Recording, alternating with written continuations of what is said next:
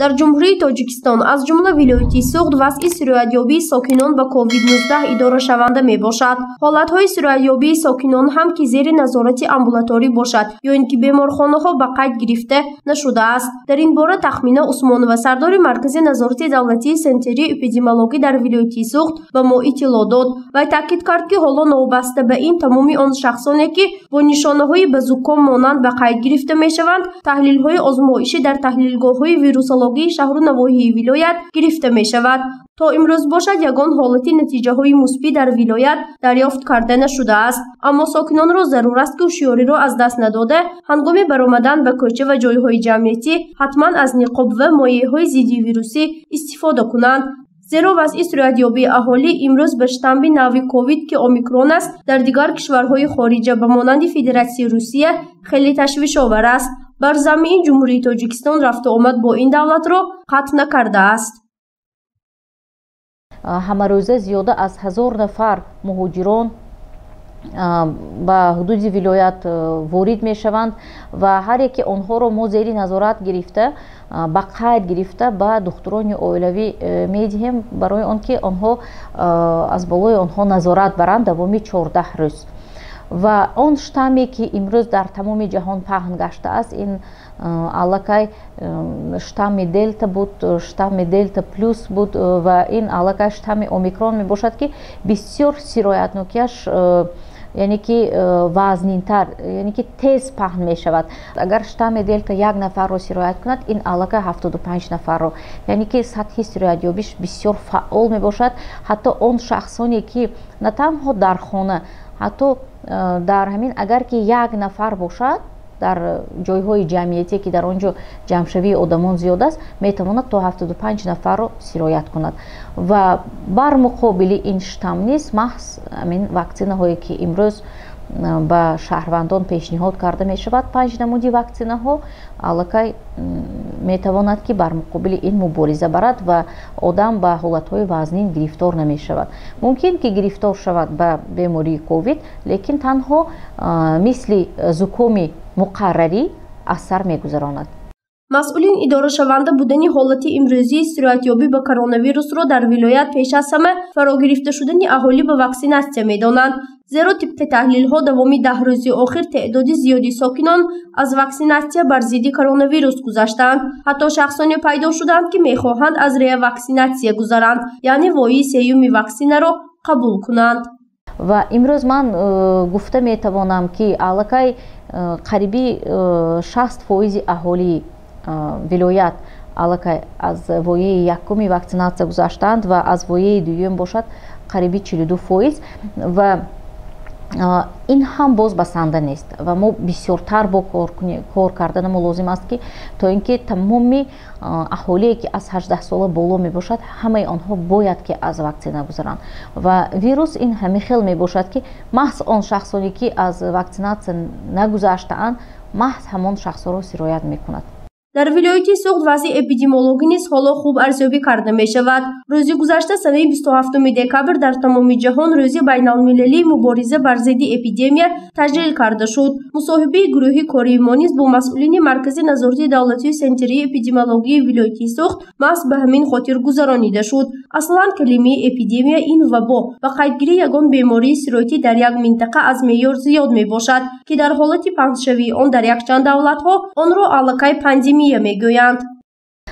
вақте ки эпидемия дар якчанд континентҳои ҷаҳон ба қайд гирифта мешавад, аллакай инро пандемия мегӯянд.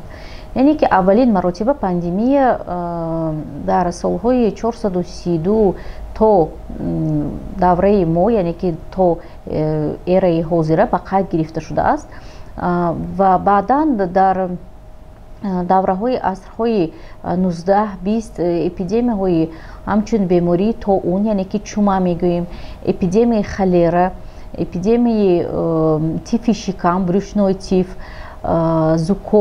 зукоми ҳам мавсимӣ, зукоми парранда, اینها به قید گرفته شده است و در دوره اپیدمی مقداری زیاد و هم اپیدمی و هم پاندمی مقداری زیادی فوت در بین اهالی از آن شخصایی که به این بیماری سیرویتی گرفتار شدند بسیارتر به قید گرفته می شود.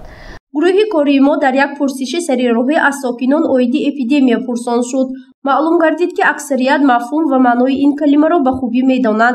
حتی بودند نفرانی که در پاسخ گفتند که بعد پنجشنبه بیماری سیرویتی کرونا ویروس اپیدمی را فهمیدند و درک کردند.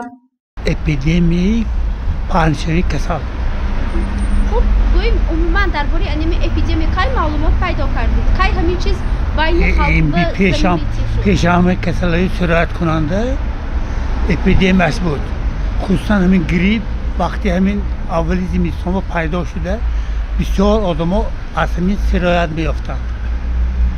خیلی دواشو میکردن، سیاد میشدن، باز اصلا جنی میداد. همین خیلی باکمانه کرونا ویروس کووید 19 برام эпидемия паншеви сироят мешад.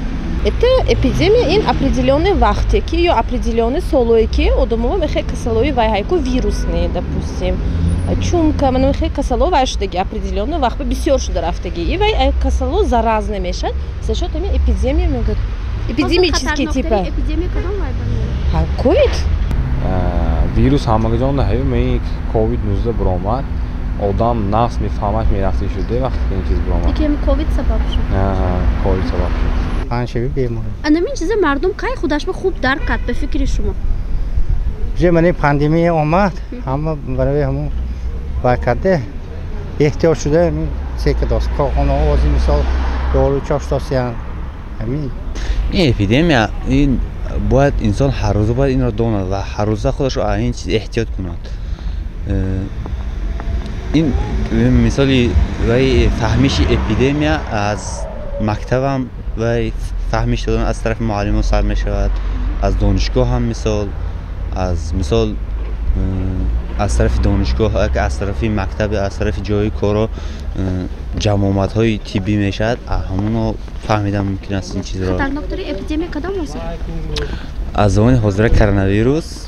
در جمهوری تاجیکستان تا امروز بیماری فلج کودکان، گلوزیندانک، سرخچه و سرخکان همچون اپیدمی یعنی وبا به قید گرفته شده است. بنا به اطلاع مسئولین محض امگذرانی اهالی بر ضد این بیماری ها بود که حالا سطح سرایت‌یابی ساکنان تا جای کاهش یافته است. زیرا این گونه بیماری های سرایتی تنها توسط امکانی اداره شونده می باشد. سردار مرکزی نظارت دولتی سنتری اپیدمیولوژی ولایت اسحاق تخمین عثمانوه در ادامه صحبت کارمندان مرکز و هم اپیدمیولوژها را که در دوره پاندمی کووید 19 کاربری نموده فعالیت خود را باز هم خوبتر به راه ماندند با روز بین‌المللی مبارزه بر ضد اپیدمی تبریک گفت.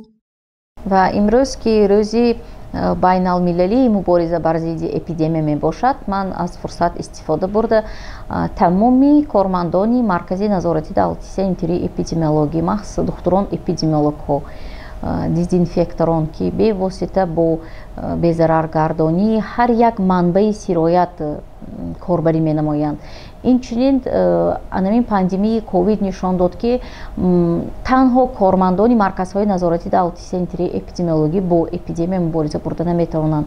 این کاری دست جمعانه، کاری یک جایی تمام مقامات های هم قدرتی هم مقامات های ساختاری مقامات اجرایی حاکمیت دولتی می باشد که امروز ما توانستیم که سطح همین بیماری رو به صفر آورده رسانیم و از این لحاظ من تمامی اهالی ولایت را با این روز این چنین با آمدی سال نوی 2022 مبارکباد میگویم. بگذار که همین بیماری های سرایتی تماما از بین رود، بگذار که مردم همیشه آسایشته باشند، دسترخوانشان پر از ناز و نعمت باشد و در ولایت در جمهوری تاجیکستان همه وقت صلح و ثبات آسایشتگی باشد. پیشگیری همه نمودی بیماری های سرایتی این تنها با فرا گرفتن اهالی به واکسیناسیون وابسته است، زیرا تا امروز هم طبیبان و اپیدمیولوژها تنها با گذرانیدن واکسیناسیون نمودهای گوناگونی اپیدمی یا خود وبا و هم پاندمی را پیشگیری کردند. گزارش فرزانه شمسی و نسیم رحیموف برای برنامه اطلاعاتی خبر.